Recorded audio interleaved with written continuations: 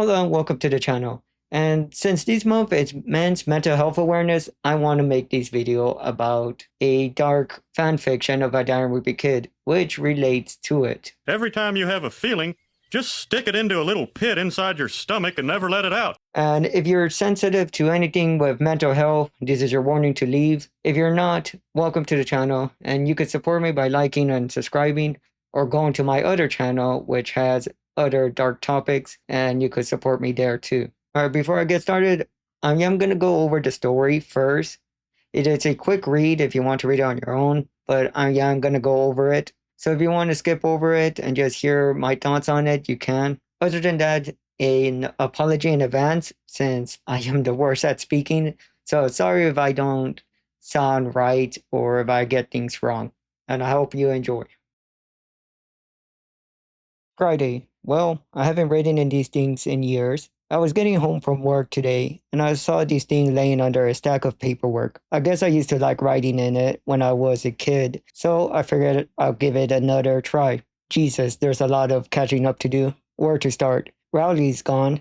Not dead or anything. He just moved away. He's lived in Boston for 7 years now, I think. I don't even remember anymore. Damn, I haven't spoken to him at all since he left. I still don't really want to talk about it. I work a good job, I guess. Me and Bryce Anderson work at this office downtown. I mean, it's not like I enjoy it, but it pays the bill. Am I happy? I'm not too sure. Sunday. Roderick still lives in Plainsville, like me, but not Manny. He decided he was too good for us and went to New York in his 20s. The rest of the family still hasn't forgave him.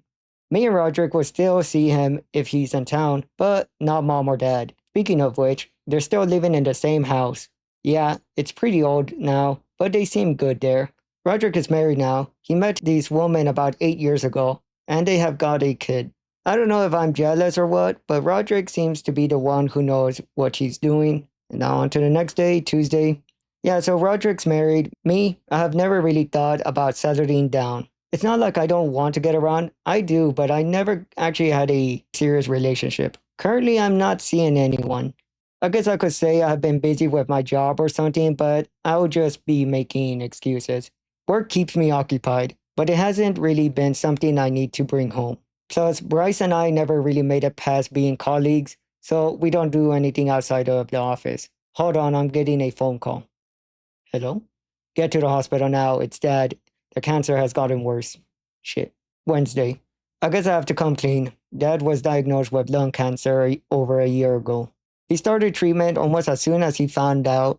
A couple months back, the doctor told us that the cancer went into remission, and we haven't had to worry about it anymore. Then during a checkup, they found another tumor. So I guess the doctors here are just bullshit. Mom hasn't really been taking it well, which I guess is totally fair. For now, their savings are just covering the medical bill, but that wouldn't last forever. Thursday. You're never going to believe who just showed up at the hospital. That piece of shit Manny.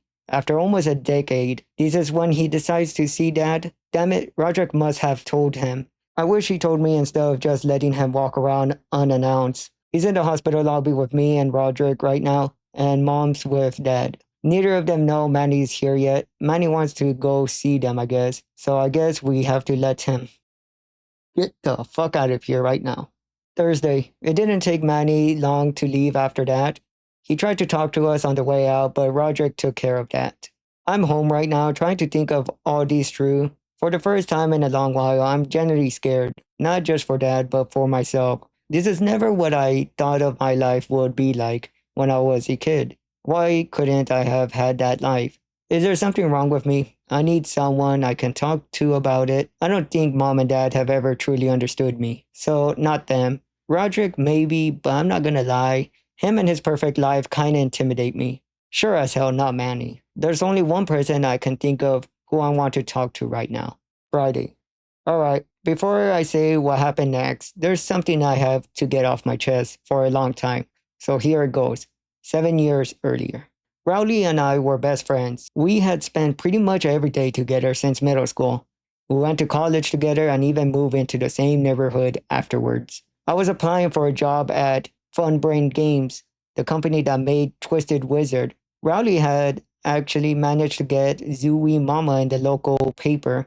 He got good pay, and from what I remember, he was doing a really good job. I was probably the happiest I ever been in my life, but it took one phone call for everything to change forever. So Rowley got a call from the comic syndicate in Boston, and they had seen his work and they wanted to offer him a position.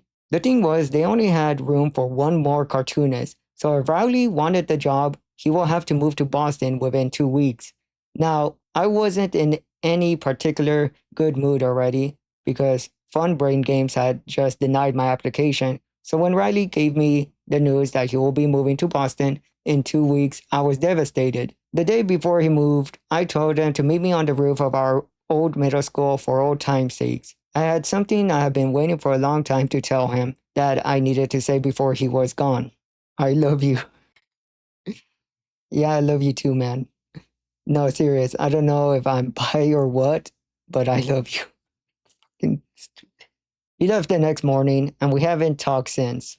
Thursday. It has been 1 week since I have tried to get in contact with Rowley. He hasn't responded. At this point, I have only got one option left. Now leaving Plainsville. Welcome to Boston. I'm not gay, Greg. Saturday. My father is dead. He's gone. I will never see him again. I will never be able to tell him what I thought of him, what I really thought of him. This was the man who made me hide my sexuality for the last 3 decades. He's the reason I'm miserable. I remember when I was 16, I tried to tell him the truth. He didn't take it well. He never talked to me about it again. I guess he figured I will change my mind. I should have gotten this off my chest when I had the chance. Should have told him when I could. I don't think I will go to the funeral. Roderick told me it will be on Monday. I haven't even been in Plainsville. I've been living in my car in Boston for the past 2 days. I guess this means I will have to write down what I thought of him instead of actually saying it. Just like every other genuine emotion I ever had. Fuck you, Dad. Wednesday. The funeral was 2 days ago. I didn't go. I ended up driving back to Plainsville yesterday because there was really nothing left for me in Boston. I found a termination letter from the office in my mailbox, which I guess I should have expected when I wasn't at work for a week. I realized I needed to have some sort of closure with my dad, so I decided to go visit his grave last night. I guess I wasn't the only one with that idea, though. When I arrived at the cemetery, I detected the smell of gasoline. It suddenly made sense when I saw Manny standing at Dad's grave with a lit match. I don't know what I wanted to do there last night, but it was sure as hell wasn't that. I feel sick. Thursday. I couldn't deal with these by myself anymore. I needed someone to help me. It was only a matter of time before I became Manny. And after what I saw what he is capable of at the graveyard, I couldn't let that happen. I wasn't about to let these hate dominate my life anymore. I was scared of what Mom and Roderick would think of me after skipping the funeral. And I was pretty raw after what happened with Riley. So it took a lot of nerve and even more alcohol to do what I did next. I'm not too sure what I feel. What Bryce and I did this night isn't something I ever done with another man. Fucking like I said before, I never been able to move on from Rowley. But I think I just did. I think I'm happy. It's been so long, I don't even remember what that feels like. Friday. I guess you could say my day didn't start too well. And Bryce, about my job. Is that what this was about? Jesus Christ, Greg, you can't do this to people. Get out. The worst part is he wasn't even wrong. I have done this my whole life. I have manipulated and lied into getting my way. I guess I am no better than Manny or Dad. I figured I'll cut my losses and go home. But I guess I can't even do that.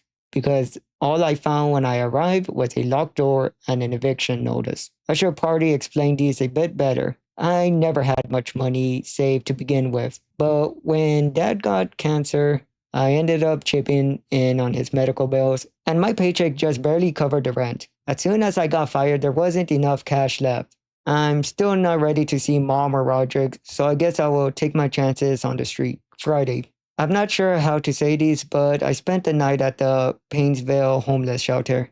That's not even the craziest part. Fregley was there, and I guess I had let my guard down because I ended up talking to him, even telling him what I've been going through. Look, Greg, my dad wasn't around a lot. I don't know if you knew that, but when he was pretty bad. He hit me. He hit my mom. Eventually, sometimes during elementary school, my mom told him to leave, even though he was a total piece of shit. I still miss him. It wasn't easy without him. Mom barely had enough income to support me. You probably remember how I coped, never quite acting normal. It took quite the mental toll, and I don't think I ever recovered. It's not like we could afford therapy. I know we weren't really friends, and I don't blame you for that. I always had my mom, though.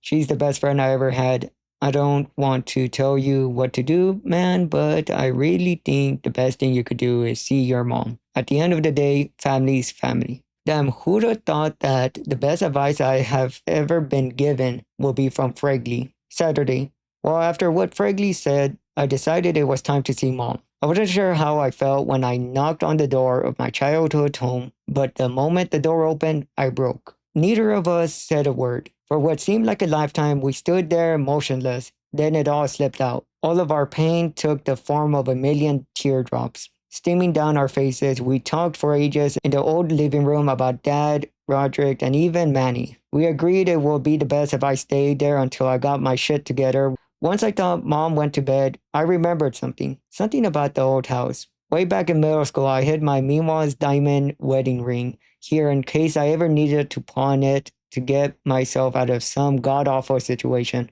Like the true asshole I am, I thought now might be that situation. Saturday. Greg, what have you done? Like a broken record, that's all she could say. At first, in a hushed voice, repeating it at increasing volumes, until finally, one last time, she fell to her knees and screamed, Greg, what have you done? I wasn't sure what to do. I couldn't say anything. I dropped the ring and ran, not sure where to go. After an hour of what I thought was aimless running, I realized where I was. Roderick's front lawn. It took me one look through the window, seeing Roderick with his wife and kid, to realize I can't do this. I thought I could, but I can't. What would I even say to him? What could he even do? All I can do is screw everything up, and he doesn't need that in his life. Nobody does. I'm done with all of these. I would just have to sleep in the alley. Sunday. First of all, let me get something straight. This is no longer a journal. It's a not trying to get age restricted, so I'm gonna say final note letter. I'm not emotionally equipped to keep living like this. I've ruined every relationship I ever had. I've got nowhere left to go. I'm truly stuck in this world with a bunch of morons who don't love me. That's what it comes down to, isn't it? Love. See? That's the thing. I've got a lot of love to give, but I've never gotten it back. Maybe when I was a kid, but even then, I don't think my parents ever really loved me. It looks like I have lost everything I have to live for. So I guess this is the end. Plainville man takes his life, community left in shock. Nobody expected that such a tragic news on the calm morning of October 2nd, but approximately at 3 p.m., longtime resident Gregory Heffley, 37, jumped off a 5-story building downtown in an attempt to end his life. Paramedics rushed him to the hospital where he will be put on life support. He spent the next 4 days in comatose before waking up one final and uttering the name Rowley in a trance-like state. Afterwards, he fell back into a coma and was pronounced dead within an hour. Greg was actually good friends with a cartoonist, Rowley Jefferson, who made a statement on his death. Greg was my good friend, poverty my best friend. I cannot describe how horrible this makes me feel. Greg and I had a very complex relationship. I don't think either of us properly understood, and my biggest regret is not exploring it more. Jefferson confirms today's Zooey Mama will be a tribute to his friend. When Heffley's family was asked to interview on the subject, his brother, Roderick, commented, I only wish he would have talked to me about it, while his mother, Susan, was too distraught for words. Friday. Well, it's been a long time since I've written in these. I'm not sure where to start. 1 year ago, I tried to myself. I survived barely. I spent the past year in the hospital and lost the use of my legs. The local paper got lazy and declared me dead the second I flatlined. They weren't wrong, I guess. The old Greg Heffley is dead. I never realized what life was until I lost it. It doesn't matter what people think of me. My life is my own, and I need to take charge of it. I've spent a lot of time in recovery, so I choose to take advantage of it. And I've started talking to therapists, trying to fix myself. They actually told me not to write in these anymore, but I need one last entry. Today I leave the hospital. Today I start my new life, never again dwelling on my past. Today I forge my new path into the future. So I remember reading this in high school, and it's not a fan fiction without having the character being gay. I have a bad sense of humor, so if you're offended by that, that's on you. Write that down, write that down! The way it was written and the artwork is really well done. And credits to the creator because he did a really good job of keeping the art style of the regular, like, Darren Repeat Kid series, but also a good job in keeping things canon. Like, this is story, of course, is fan fiction, but I wouldn't be surprised if it could be a possible ending or future story, which it's not going to be, but you get the point. Some of the parts are pretty unrealistic, but the majority of it, I think people could relate to. From Greg not being accepted by his father to being rejected and kind of having a hopeless romantic life. I think a lot of people could relate to that. Things like not wanting to bother his older brother to see if he could help is also pretty realistic and relatable. I haven't had to deal with any situation like that. I'm not gay, I'm straight, so. But with family issues and other stuff, I think everyone have to have deal with that. What we see from like the regular series is that this family is very bad. It's a bad habit to grow up in. I like that the three kids' future makes sense. Like, Roderick is the only one who actually got his life together. Manny just became a spoiled brat even when he grew up. But also Greg, that he never really learned from his mistakes. You can't get mad about only just care about yourself. So it is cool to see that he actually learns from his mistakes and actually grows up as a character. And going back from earlier, it is very well written that it makes sense for the character. The one argument I could see is like making Greg gay or slash bi, whichever. Yeah, at the end it's fan fiction, so if you really want to argue with that, go ahead. But it doesn't bother me. It was an enjoyable read. I like also the foreshadowing in the story. Like in the beginning, Greg says that his love life isn't really successful, which then later on makes sense. And also things like the ring. It is pretty reasonable why the mother was upset, since that ring could have easily helped them pay for their father's treatment. But Greg doesn't remember it until he goes to his old house. And it's also sad what Roderick says during the newspaper, saying that he wished that his younger brother actually went out to him, because I feel like a lot of people could relate to that statement. These fanfiction definitely had an impact in the community of A Diary Wimpy Kid, as many other fanfictions will follow in its footsteps. And again, the creator did a really good job in carrying and expressing his story. I also like that at the end, Greg actually gets a good ending. Finally learning from his mistakes and deciding to improve himself, he finally will make his own future and actually be successful. Well, hopefully. But at the end, it is a hopeful ending, and I think it fits for the character. Again, this video was made for men's mental health awareness since it deals with mental health. So if you ever need help with that, reach out to someone. Someone could help you. But also, if you have a friend and you haven't talked to them, go talk to them. You never know, you might change their life. And also, again, go check out my other channel if you like content like these. You could comment down suggestions of other fan fiction or something. I would take a look at it. Other than that, please be respectful. I hope you enjoy, and ten un buen día.